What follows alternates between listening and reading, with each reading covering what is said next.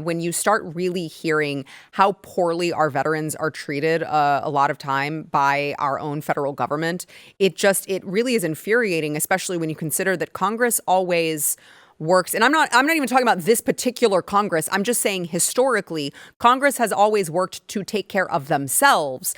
And the veterans oftentimes get left behind. So I want you to emphasize to the viewers why this bill is so important, especially for people who are perhaps like you and me and are really angry at how veterans historically have been treated. I mean, you're talking about these people who, gave nearly everything to this country, put their lives on the line because they believe in this country and they want to preserve, our founding principles.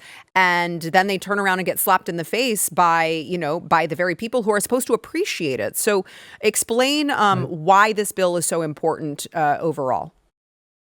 Well, it fixes a number of injustices. With the Richard Starr Act, it fixes the injustice of being medically retired, being a combat soldier who's medically retired and has disabilities because of that combat, and saying one has to offset the other. So it ends that. You get your retirement, which is one thing, and you get your disability compensation, which is another thing.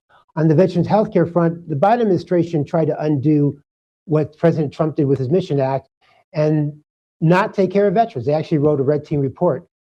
And so they were making sure that veterans were not being treated well. I had a legally blind veteran who was told, hey, we don't want to let you have access to a provider close to you in the community. We're going to make you drive 60 miles. Just crazy. They want to keep the mental health veterans only to themselves. So rather than having timely access to healthcare, they were playing games and rules and taking care of themselves and saying, we want the money, we want the power, we don't care about you. I had a homeless veteran who needed mental health. And they said, we can't see you for over 30 days. So rather than a provider that's in our network who can see you tomorrow, we're going to make you wait over 30 days at a homeless shelter. It's crazy. This is supposed to be about veterans first, about being veteran centric. And as a military veteran myself, I see all this crazy stuff. So we saw all that stuff. So that's how the Veterans Access was to fix all the stuff that Biden broke in all the games they were playing with letting veterans have community care and not telling them and denying them and not giving them appeals and processes. It was just crazy. Veterans were very upset, very unhappy.